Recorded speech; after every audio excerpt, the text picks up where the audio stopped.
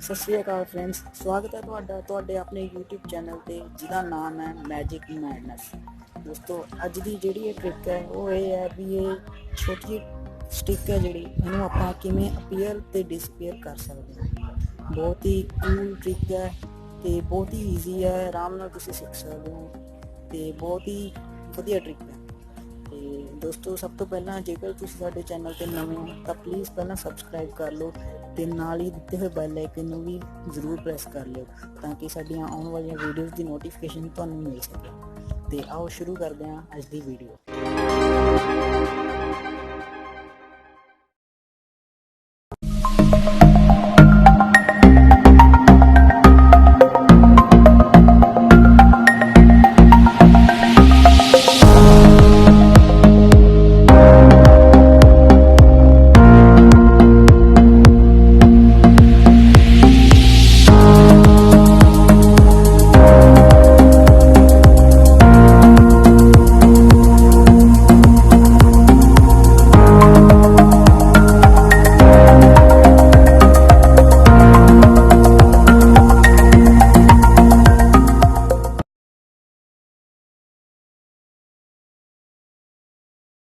ਆਓ ਹੁਣ ਜਾਣਦੇ ਹਾਂ ਇਹਦਾ ਸੀਕ੍ਰੇਟ।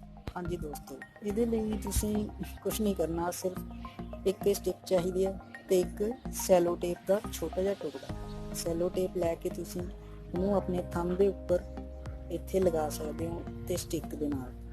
ਤੇ ਜਦੋਂ ਇਹਨੂੰ ਆਪਾਂ ਗਾਇਬ ਕਰਨਾ ਤਾਂ ਇਹਨੂੰ ਪਿੱਛੇ ਨੂੰ ਕਰਦੇ ਹਾਂ, ਜਦੋਂ ਇਹ ਡਿਸਅਪੀਅਰ ਹੋ ਜਾਂਦੀ ਹੈ ਤੇ ਇੱਦਾਂ ਕਰੇ ਕਿ ਵਾਪਸ ਦੇਖੋ।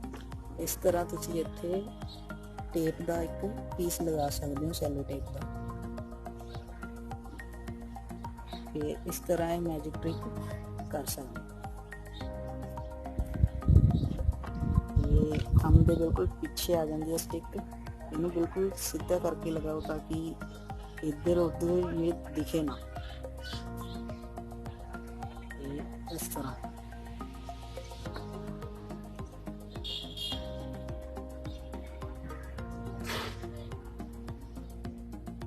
ਦੋਸਤੋ, ਜਦੋਂ ਵੀ ਤੁਸੀਂ ਇਹ ਟ੍ਰਿਕ ਪਰਫਾਰਮ ਕਰਨੀ ਹੈ ਤਾਂ ਥੰਬ ਨੂੰ ਆਪਣੀਆਂ ਉਂਗਲਾਂ ਦੇ ਪਿੱਛੇ ਹੀ ਰੱਖਣਾ ਹਮੇਸ਼ਾ।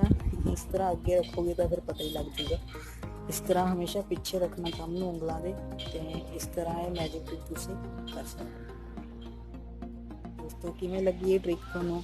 ਲਾਈਕ ਤੇ ਕਮੈਂਟ ਕਰਕੇ ਜ਼ਰੂਰ ਦੱਸਿਓ ਤੇ ਚੈਨਲ ਨੂੰ ਸਬਸਕ੍ਰਾਈਬ ਜ਼ਰੂਰ ਕਰ ਲਿਓ ਪਲੀਜ਼, ਤੇ ਨਾਲ ਹੀ ਬੈਲ ਆਈਕਨ ਵੀ ਪ੍ਰੈਸ ਕਰ ਲਿਓ ਤਾਂ ਕਿ ਆਉਣ ਵਾਲੀਆਂ ਵੀਡੀਓਜ਼ ਦੀ ਨੋਟੀਫਿਕੇਸ਼ਨ ਤੁਹਾਨੂੰ ਮਿਲਦੀ ਰਹੇ।